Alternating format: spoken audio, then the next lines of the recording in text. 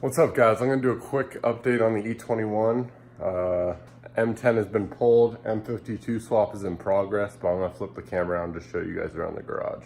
Alright, so if you remember, this is pretty much all you could see that looks like the old car. But here's the bay at its current state. Everything was removed.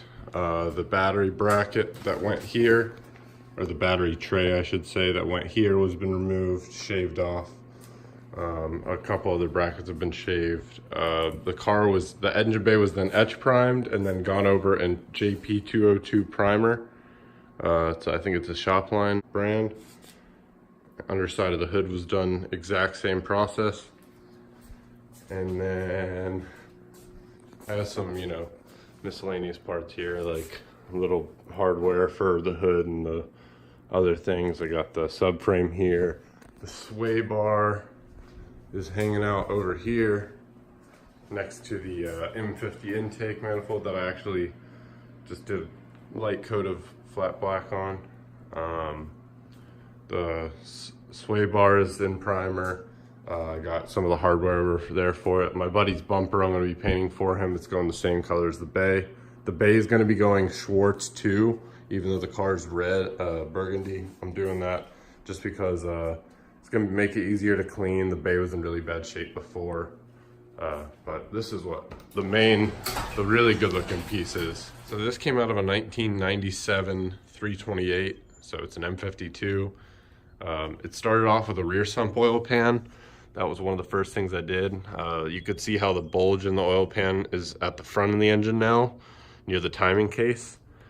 Before on the original oil pan, this sump would have been in the back, and this all would have been flat up here. But since this is going into the E21, E30s and E21s and E34s, you have to put the front sump oil pan on because it will not clear the subframe if you do not.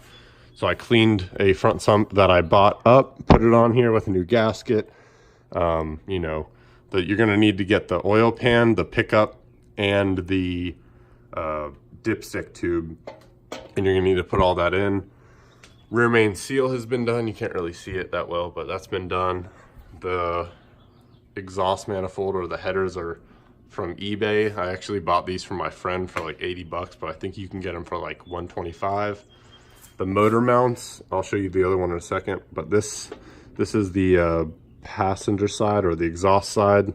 They're very easy to tell the difference. I'll show you real quick why. This one is like a square, and then the other side is more rectangular, and you can't really mess it up. It only goes on one way, but the longer one goes on the intake side, shorter one goes on the passenger side, or the exhaust side.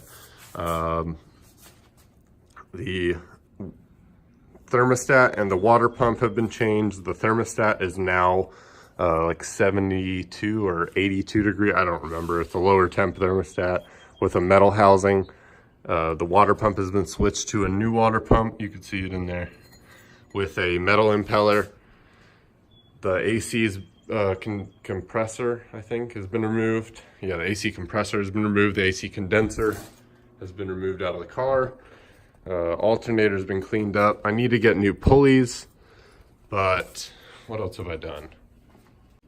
I also got to do this rear water neck flange gasket before I put the engine in, because it is a pain in the ass to do once it's in the car. The knock sensors are also kind of a pain to do, because then you have to take off the intake, so I got those out of the way. Crankshaft position sensor is kind of a pain because it's all the way down the back near the transmission. The camshaft I could have done after it was in the car, but I knocked that out too. Vanos and the valve cover gasket have been done. All the spark plug boots are new, nice and rubbery, instead of all old and hard and plastic. If I'm forgetting anything, I'll make sure I mention it in the next video, but the next video is going to be me painting the bay, the underside of the hood, and the subframe, and all the parts that are pretty much in primer, even the bumper. Another thing I don't think I showed was I finally got around to doing the hardwood floor in the trunk. This was Rhino line before I did the hardwood floor, and I think that was in the last video. But the M52 harness is in here right now, and the E21 harness. I got to redo the battery box because I hate the look of that. I'm going, and then don't worry about that wood cut back there. I'm not going to see it. I'm going to put a brace back here and then a sub and an amp, so I'm never going to see that. So yeah, the hardwood floor is done. I'm trying to think of what else. Oh, so here are the coilovers off of the car. You can see where it was welded right down there. And both sides are like that. This is out of the car, obviously, because everything is out of the engine bay. So, one more look at the engine bay real quick. It's so clean in here now. I also did the wheel wells. Let me try and get a light on so I can show those. Okay, so it's taped for the engine bay to be painted right now, but this is the driver side fender well. Redone and rubberized undercoat. I'm gonna go show the other side right now. And this is the passenger side. I'm gonna end the video there. I know it was a little short, but I don't want to spoil anything else because I have paint stuff that I want to show, and I also want to save footage to, you know, reassemble the whole car, which is going to be the really fun part of this whole build. So if you have any questions, just leave them in the comments and I'll try and get back to them as soon as I see them.